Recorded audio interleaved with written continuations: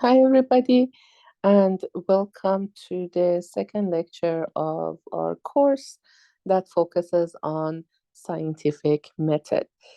This is a relatively short presentation, so hopefully you will enjoy this one as well. This is an overview of what we call scientific process or scientific method, where we typically utilize the a specific method and guidelines to ask questions and find answer to scientific questions and inquiries. So when we're talking about science, I would like to introduce a concept called discovery science. So discovery science is verifiable observation and measurements that are based on data. So in biology, discovery science allows us to describe or explain our life in different levels, from all the way to the ecosystem, which is basically whatever is around us, living, non-living, everything around us, all the way to the most basic level of who we are, which are cells and molecules and atoms, right? So basically forming who we are. So it's really nice to understand that when we think about discovery science, again, that's something that we commonly use. It allows us to ask a question based on what we see in our environment. And based on those inquiries, based on those questions, we can take the next step, run certain experiments, collect data, and then draw conclusions as to if we can answer those questions, if what we assumed to try to explain the situations were correct or incorrect. So when we're looking at discovery science, again, we're passing through, so we're going through a very specific method and steps that are involved the following. Uh, First, we start with observation. So we're going to look at something over and over, see if that observation is being repeated. Based on those observations, we write a question or ask a question. So typically, what's wrong, right? What is the question we're trying to answer, right? Based on those observations. We hypothesize something that the reason we're saying this, the reason we saw this observation is because of so and so. But we can't just say this, right? We cannot just hypothesize. We have to take it a few steps further. We need to determine if that hypothesis can be explained through experimentation. So we write a hypothesis. We say, if we do these steps, this should happen because that's based on our observation. So we do experiments, we collect data, we evaluate that data. And again, based on what we collected, based on the evaluation of the data, now we can say if that experiment supported our hypothesis, and again, you look at the word supports, right? Is it supported our experiment? Or if it didn't support the experiment, can I revise and come up with a new hypothesis that may be able to explain what was the reason or explain the original observation that I have made. So in this case, let's take a look at the example. So observation is remote is not working. I keep pushing the buttons, nothing is working. Question, what's wrong with the remote that's not working? My hypothesis is, again, how can this fact be explained? My hypothesis is batteries are dead, hence the remote is not working. So I'm predicting, I'm assuming that if I change the batteries, then it will work. What is my experiment? Logically, change the batteries and see if that works. So if it does work, then you have accepted your hypothesis and you're good. Or if the batteries were changed and basically remote's still not working, then you need to go back and revise your original hypothesis. Now, again, that is the logical method of discovery science for us to start with an observation and with an experimental analysis to either support the hypothesis or allow us to revise our hypothesis. So if you're looking at hypothesis-driven science, so again, kind of looking at discovery science, you have made observation. Based on those observations, you came up with a question, and now you want to come up with a hypothesis. So again, that question is the hypothesis is a tentative way for you to answer the question or provide an explanation for that question. So the keyword here before we go over the example is that we never say a hypothesis is proven. Rather, we say the hypothesis was supported or disproved. Okay, so this is the case. We never use the word prove when we talk about hypothesis because this is one experiment. So it's either support the data that's previously established or other data will support this experiment or this hypothesis or disprove it. So we have to be very careful with our vocabulary here. So a typical sentence that is used to write a hypothesis is, if I do blank, then blank happens because of this or due to this. So you have a variable. So if you change this, so change the battery, if you change the battery, then the remote will work due to the battery being old, right? So you're changing the battery, so changing of the battery will resolve the issue. So anytime you're writing a hypothesis, you have to have what you're actually changing, what is the expected result, why do you expect that result to happen? So what's your rationale? Now, I mentioned this in detail when we looked at the picture, but here in this slide, we are putting a basic definition for each of the words. So observation or research is what we start with. Basically, we're making observations for whatever we're interested in. Again, I'll give you an example in just a few minutes. What is the question we're trying to answer based on those observations?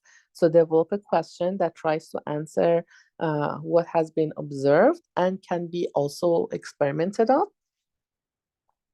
You formulating your hypothesis, that if-then statement. So if soil temperature rise, then plant growth will increase. In this statement, I didn't include the rationale, but again, the rationale, including the rationale, is a good idea. And then you create an experiment that is going to help you either support the hypothesis or disprove the hypothesis. And this experiment must be very detailed, that provide basically every aspect of the method that was used, the way the data was collected. So if somebody would like to repeat this experiment to see if they will get the same data, they should be able to replicate your experiment. And this is very important. So after you done the experiment, part of the experiment is collection of data. So when your data is being collected, now you have to evaluate it, you need to assess it. So either, let's say, do an average of your data, do a graphing of your data, measure things like a standard deviation, right? Show the result in a form of a photograph or again, any graph tables, etc. Anything that, again, represent the evaluation of your data. And now the last thing that you're going to do is basically draw a conclusion. Does the data you have collected provide support for the original hypothesis? Was the rationale supported based on the original hypothesis? And if it was, what further studies can I do? And if it doesn't, then how can I revise my hypothesis to, again, run an experiment and see if the new hypothesis is being tested is supporting the original observation. Now, as scientists, we live to publish our work. So communicating the results is also very important.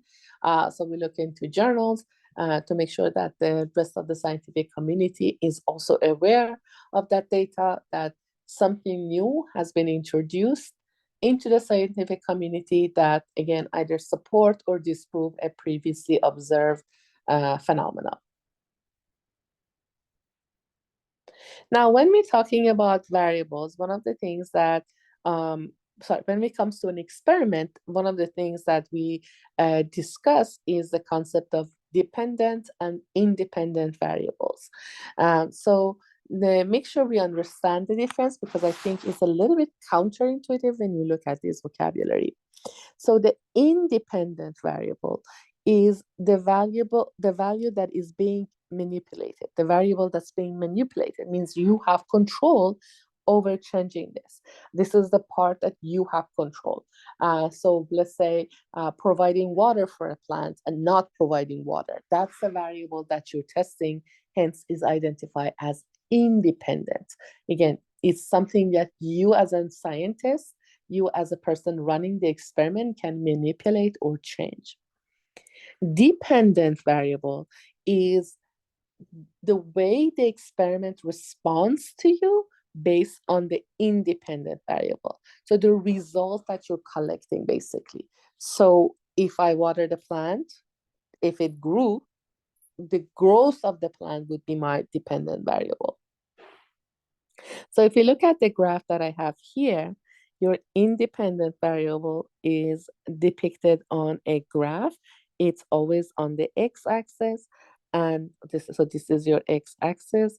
And again, the dependent variable, what's going to change, what cannot be manipulated, would be your dependent variable. And again, it's represented on the y-axis.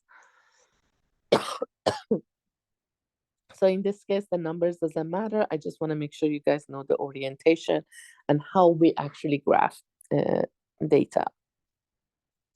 Now, as we talk about experiments, it's also important to understand that when you experiment with something, you cannot just collect data and say, this is my data, and therefore everything was done correctly. We always want to have what we call constants or control, things that have been standardized and do not change, to make sure that our experiment actually were run correctly and the data we collected was as a result of our independent variable.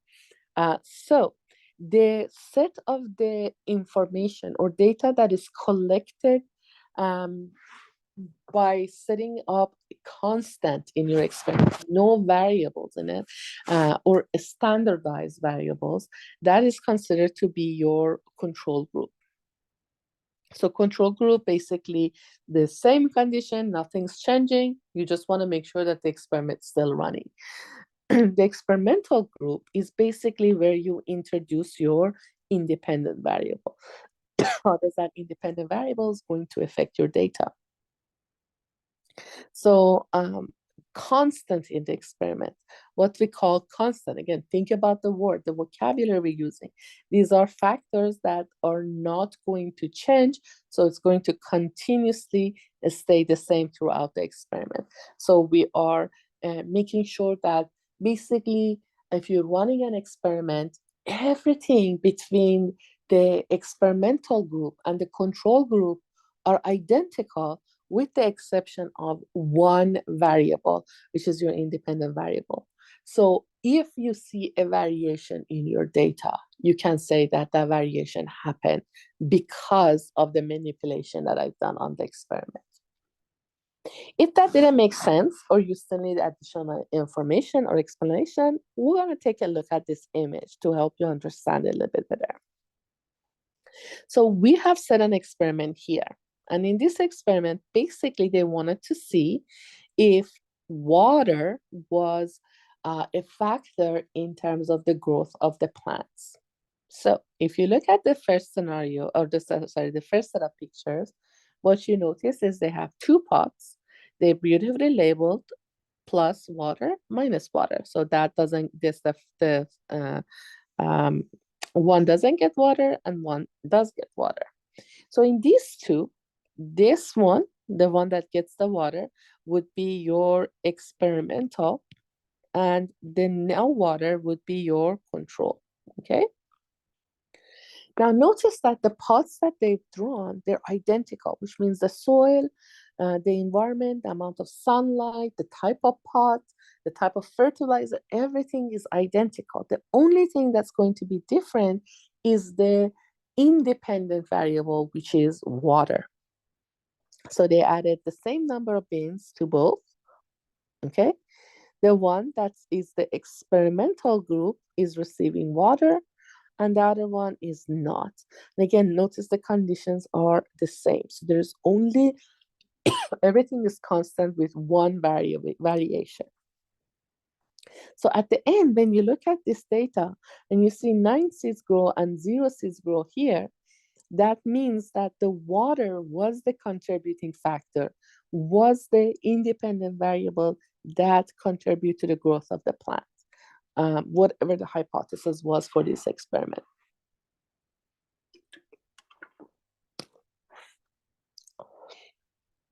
So when you design an experiment, so we already know that we need to have at least one control in our experiment to make sure that the data being collected is an accurate representation of our independent variable. What else is important? It is very important to design an experiment that that has that objectivity, that when the data comes out, people can actually count on that data and don't dismiss it because it has issues, either ethical issues or issues that may question the integrity of the experiment. So the experiment that's properly designed should include the following component: a very good sample size.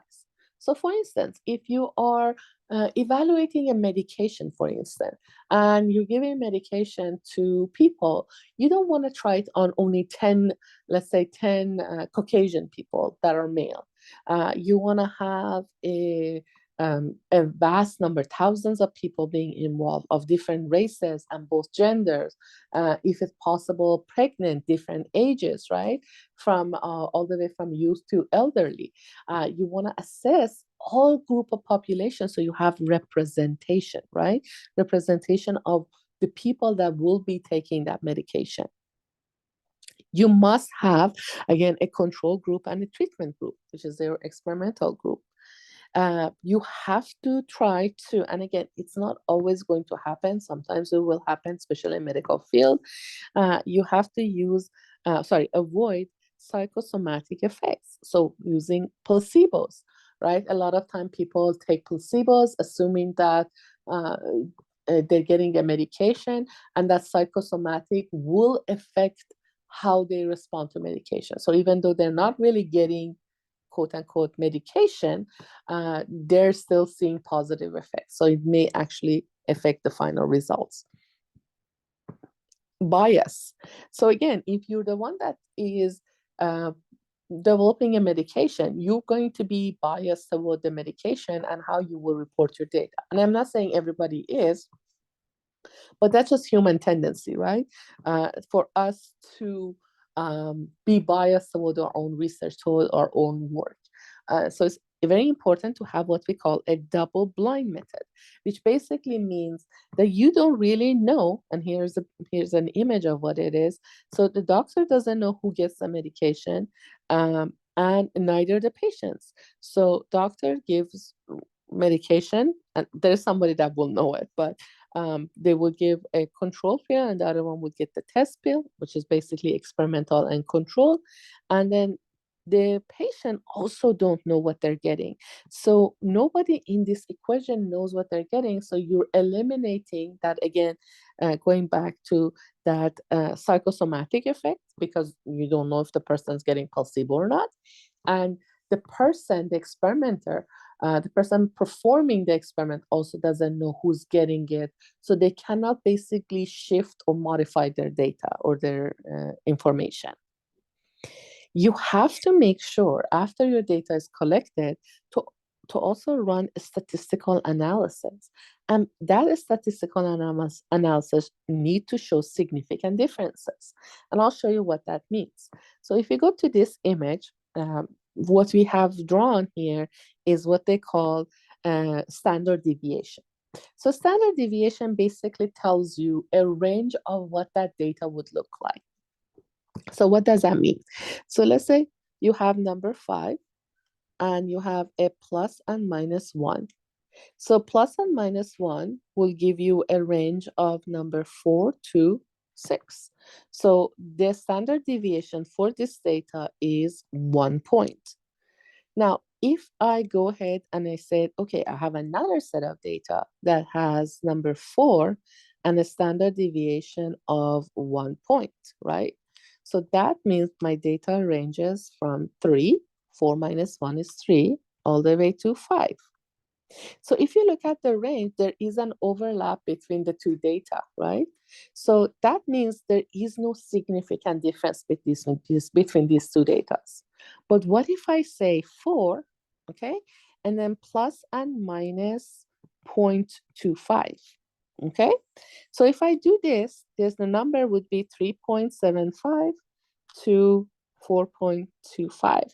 Notice that this range is significantly smaller, a significantly smaller standard deviation, which possibly means that this data may be a valid data and significantly and statistically significant.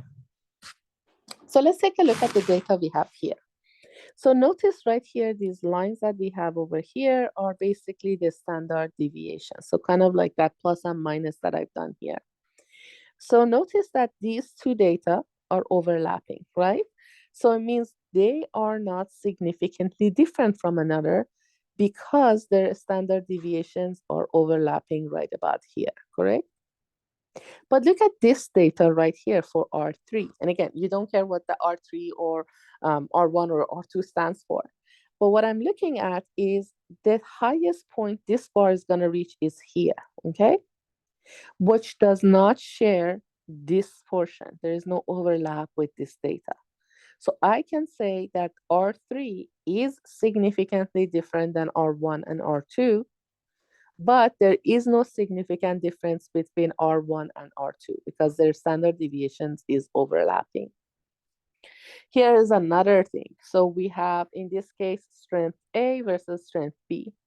And even though the point by themselves, they look very different in terms of their space. So one is about 20.5 and the other one is about 22.5.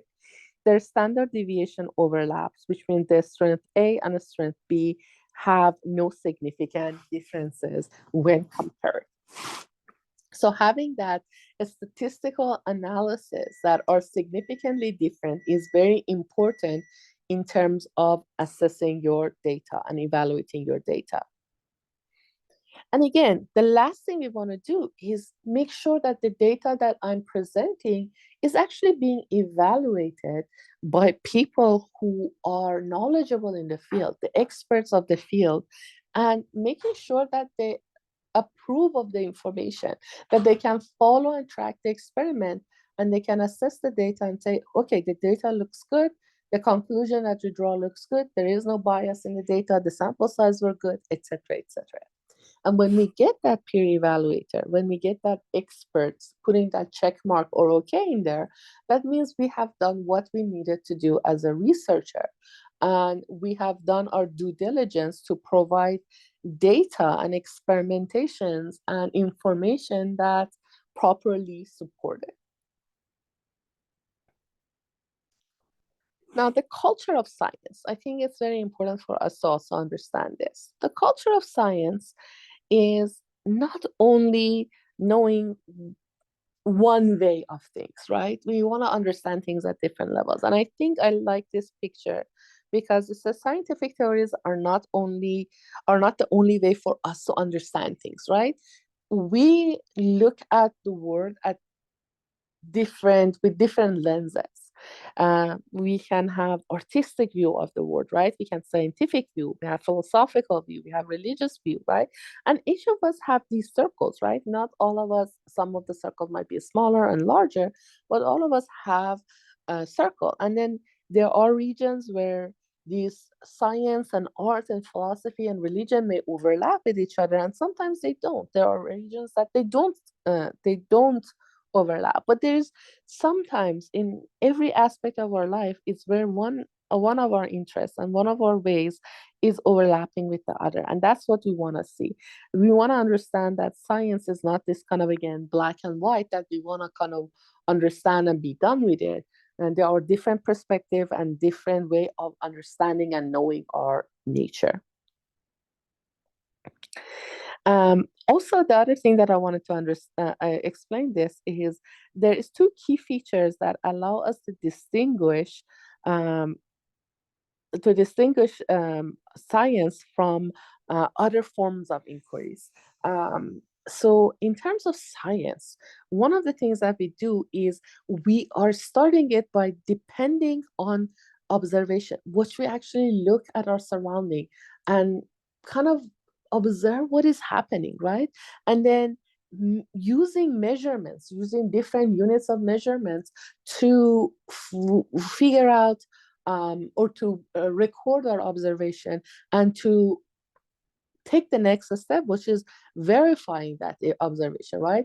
Writing a hypothesis, the if and then statement with the proper rationale, and then running an experiment to kind of understand and explain the observation that we saw in the first place. And then the goal of this, again, the culture of science is for us to not say, okay, we run the experiment once, we're done. This is the data, the hypothesis was supported, and we're done.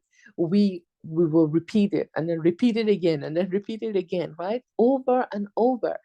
We may make improvement in the experiment. We make minor modification to see how those modification affect our hypothesis.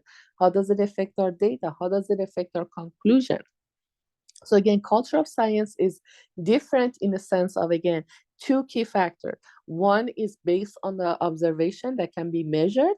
And then based on those observations, we take the next step that is writing a hypothesis that can be used to design experimentation and collection of data and allowing us to repeat that experiment over and over again.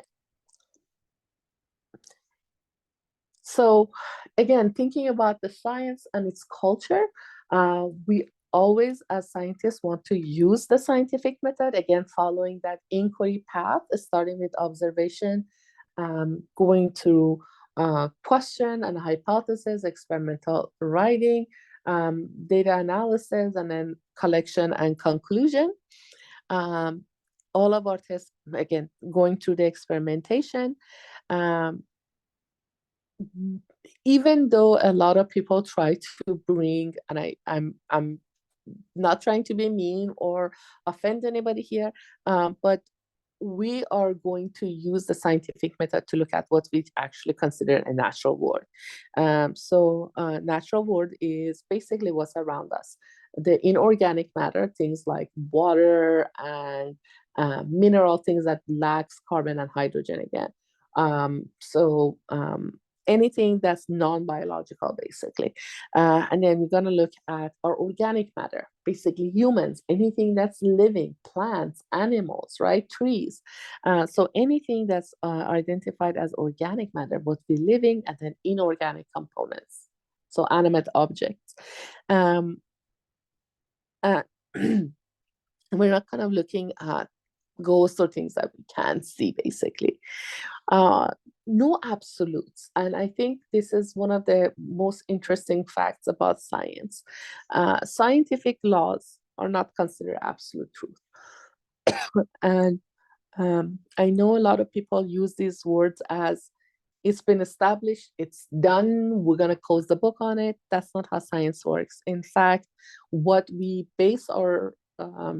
scientists base on their philosophy is that scientific facts can be changed as the methods, the terminology, our understanding of the science changes, then the scientific laws can also change. There is no absolute truth to it, which I think is very fascinating about things that were considered to be physics and 100% solid, and there is no chance.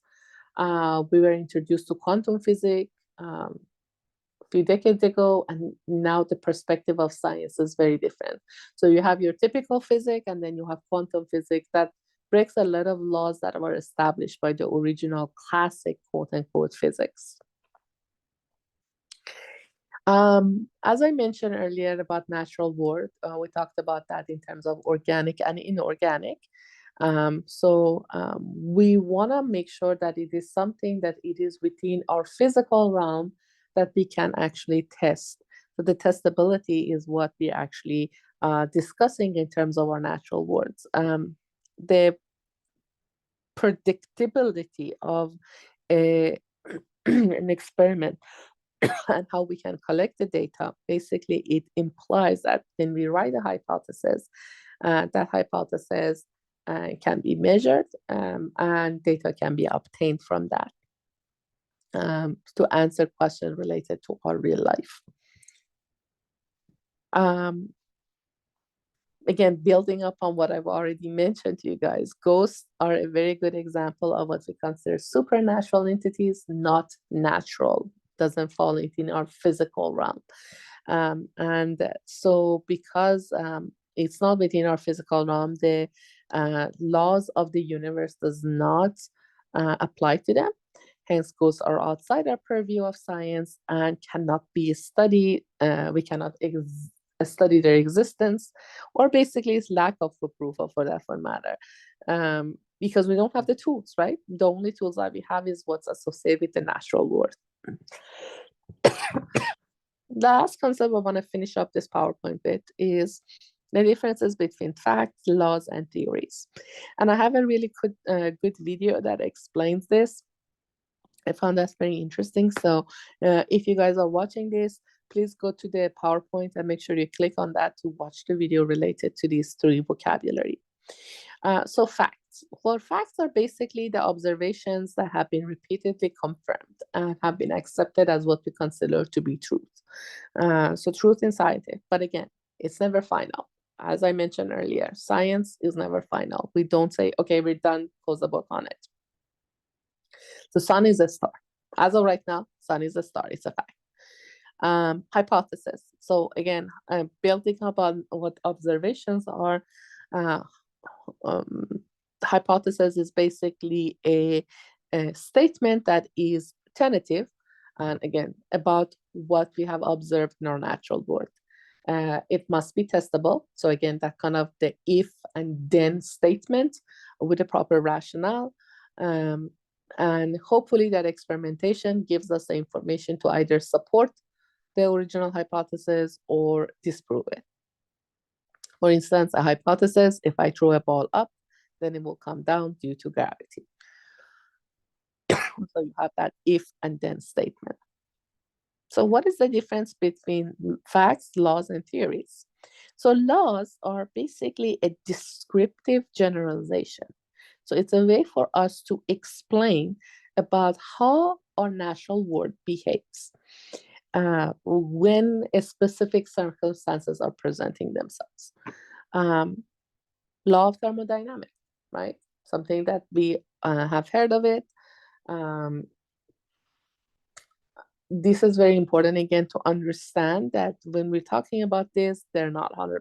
So it is still or can be changed as our understanding of science changes. Again, so descriptive generalization of how our natural world actually works. Now, how does laws and theories relate? So laws are the basis for the theories. So if we start with laws, then we work our way to our theory, which is a supported explanation. A well-supported explanation of some part of our world, natural world, that can incorporate both facts and laws and interfaces and tested hypotheses. It's kind of bringing everything together, right? The laws, the facts, the hypothesis, all of the tests that have been done to support a hypothesis. You get all of them. And this is hundreds, thousands of experiments put together. So things like theory of evolution. Hundreds of experiments has been done, and that supports the theory of evolution. Theory of climate change. Again, the number of experiments we have done, the meta-analysis that we have done has provided immense support for the theory of climate change and evolution. Here is a depiction of what those three words imply. So in the middle, you have a hypothesis, which can again be used to set up your prediction, and then prediction, eventually something that can be tested. Sorry, hypothesis can be tested and revised based on the experimental data. Laws are basically a way for us to summarize and simplify our observations of what's happening in our natural world. And then theories is basically using the knowledge, using the fact, using the experimentation, using the laws to establish a explanation for why such changes has happened. So the theory of evolution focuses on how those changes has happened that had lead to the creation of so many species on our planet Earth. Laws is basically the background, the summary, why does things has happened, what how those changes has happened, and basically providing an observation of all of the facts as well as experimental data that's been collected. So I do want you guys to make sure you understand the concepts, and I think this is really nice to kind of physically show you that how most people think and what scientists actually do. So a lot of people think we start with hypothesis and then go to theory, laws, and facts. So facts as a final step. But in reality, we actually start with facts, which is our observation. We draw a hypothesis. From those hypotheses and experiments, coming from the hypothesis, we do laws. And from laws, we provide explanations based on the experimentations, which form our theories. So our last line is theories. And again, a lot of people use the word theory and law interchangeably, but in reality, they are two separate vocabulary. So we are done with our lecture for today. I do want to take a moment to make sure that you guys feel comfortable with the information. Again, if you don't, you're welcome and encouraged to email me and ask me questions because I want to make sure you guys have a good grasp. And again, make sure you're completing your Canvas posts that are answers questions to today's lecture. Good luck, guys.